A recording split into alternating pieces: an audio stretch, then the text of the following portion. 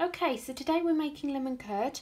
You will need the zest and juice of 4 lemons, 200 grams of sugar, 100 grams of butter, and 4 eggs already beaten.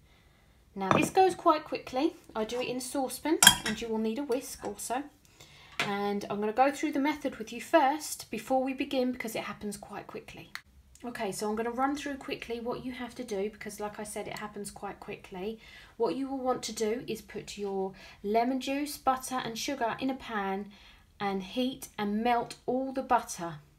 Once the butter is melted on a very low heat, you will slowly add your eggs whilst whisking very, very fast to incorporate the eggs into your butter, sugar, lemon mixture. And you will keep whisking and stirring until it thickens up. Once it thickens up, take it off the heat, stir for another couple of minutes, and there you have it. There's your lemon curd. It really is that easy.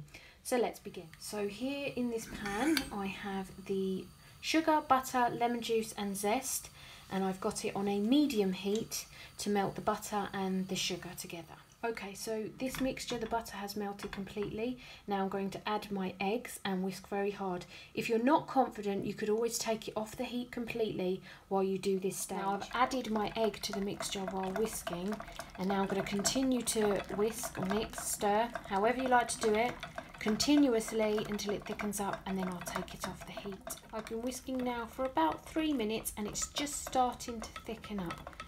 Okay, so I've turned off the heat now and it's thickened nicely, and as I leave it to cool it will thicken just slightly more. Okay, so this is the lemon curd. It will last 2 weeks in the fridge like this, or you can use it right away. It's up to you. Please leave me a message below if there's a recipe you want me to try next. Don't forget to like and hit subscribe if you like this video. Thank you so much for watching.